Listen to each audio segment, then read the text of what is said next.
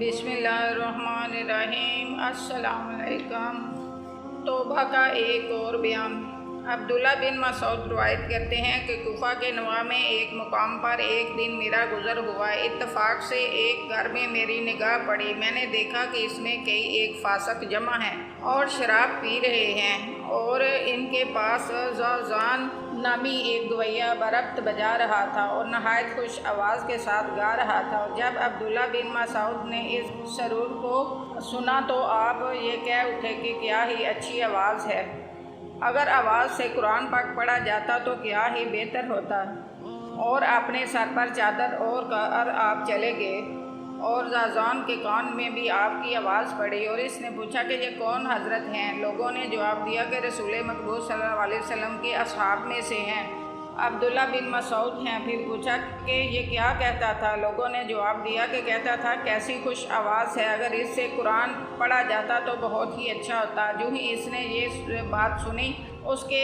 دل میں ایک ہیبت آ گئی اور اٹھ کھڑا ہوا اور اپنے بربط کو زمین پر دے ٹپکا، وہ ٹوٹ گیا۔ پھر وہ اٹھا اور حضرت عبداللہ بن مسعود کی خدمت میں حاضر ہو گیا اور اپنی پگڑی گلے میں ڈال دی اور آپ کے سامنے زار زار رونا شروع کیا۔ پس حضرت عبداللہ صاحب نے اسے گلے لگا لیا اور دونوں زار زار رونے لگ گئے۔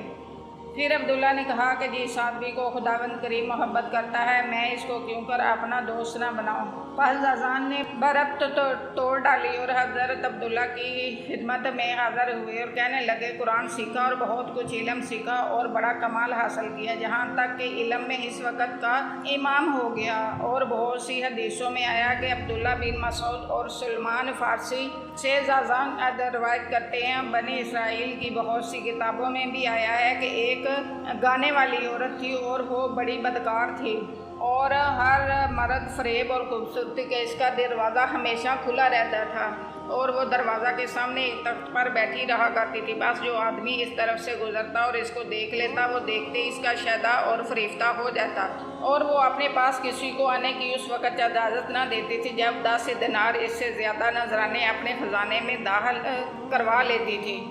اس کی نظر بھی اچانک جب بنی اسرائیل کے عبدوں میں سے ایک عبد ایک دن اس کے کوچہ میں گزرا، اس کی نظر بھی اچانک جب کہ وہ تخت پر بیٹھی ہوئی تھی جا پڑی، دیکھتے ہی فریفتہ ہو گیا، اور حضرت عبد صاحب آہیں بھرتے ہوئے پھرتے ہیں اور اپنے نفس کا خوب جنگ و جدل ہو رہا ہے۔ آخر اس کے سوار کوئی چارہ دکھائی نہیں نہ دیا کہ مستجاب دعوات کی بارگاہ میں ہاتھ اٹھائے اور دعا مانگی، بدل دے اور اس دل کے بدلے الہی تو رب العالمین ہے۔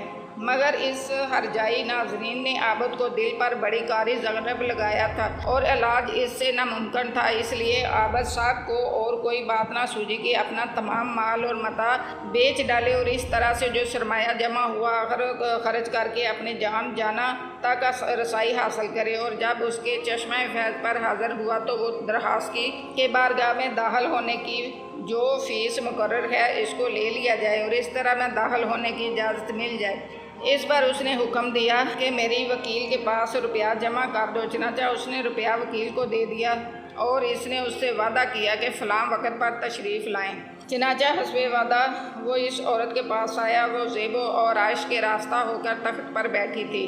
حضرت عابد صاحب بھی اس کے برابر تخت پر جا کر بیٹھ گئے اور اس سے دست درازی اور خوشی کرنے لگے کہ اچانک اللہ کی رحمت اس پر نازل ہوئی اور اس کو اپنی پہلی اطاعت اور عبادت کی برکت سے بچا لیا۔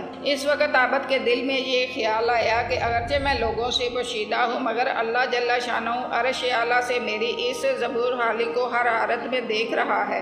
اگر میں حرام کاری میں مشغول ہوا تو میرے جتنے عمل ہیں وہ سب تباہ اور برباد ہو جائیں گے۔ اس خیال سے اور خدا کے خوف سے اس کا چہرہ رنگ فک ہو گیا۔ جب اس عورت نے عابد کا یہ حال دیکھا کہ اس پر تو ایک ہیبت سی چھائی ہوئی ہے تو اس نے اس سے پوچھا کہ تیرا کیا حال ہو رہا ہے، کس کا خوف ہے؟ اس نے جواب دیا کہ اللہ جل شانہ سے خوف کر رہا ہوں، اب تو مجھ کو جلدی اجازت دے کہ میں اس جگہ سے چلا جاؤں۔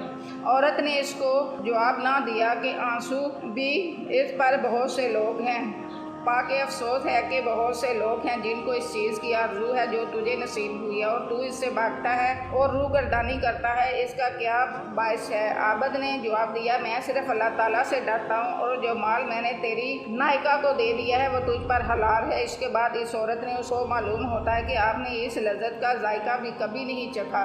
आबद ने जवाब दिया कि हाँ, नहीं चखा। इस माह जबील ने इससे पूछा कि आबद साहब, आप रहते कहाँ हो और आपका नाम क्या है। इसने जवाब दिया कि मैं फ़लाँ गांव में रहता हूँ और मेरा नाम ये है। जब औरत को ये हाल मालूम हुआ तो इसने इसको चले जाने की इजाज़त दे दी।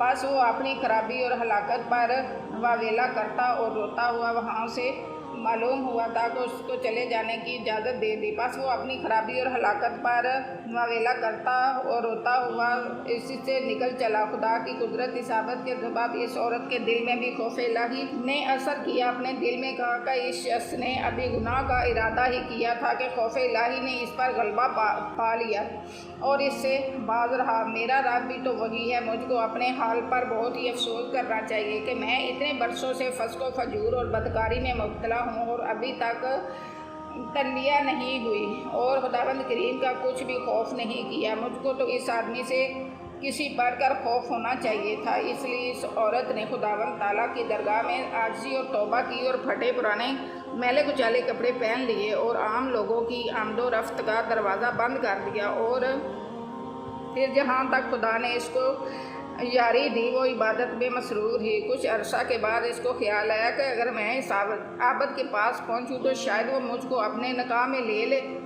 अगर ऐसा हो गया तो मैं इसकी खिदमत में रहकर अच्छी तरह दीन की बातें सीखूंगी और खुदा ताला की इबादत में वो मेरी मदद करेगा।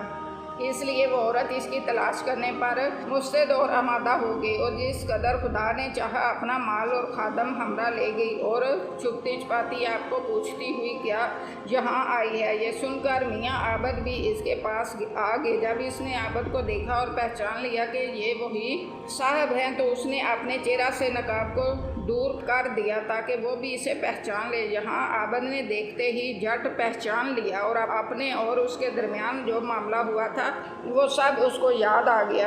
आबद ने एक चीख मारी और इसके साथ ही जान दे दी और रूह बदन से चलती हुई जब उस औरत ने इस वाक़या को देखा तो कहने लगी कि मैं तो इसकी तलाश में मारी मारी बड़ी मुश्किल से इसके पास पहुंची थी और इसने मुझको देखकर जान ही दे दी है। इसके बाद इसने कहा कि इस आबद साहब के कुंबा से कोई है जो मुझसे निकाह करने की ख्वाहिश रखता हो।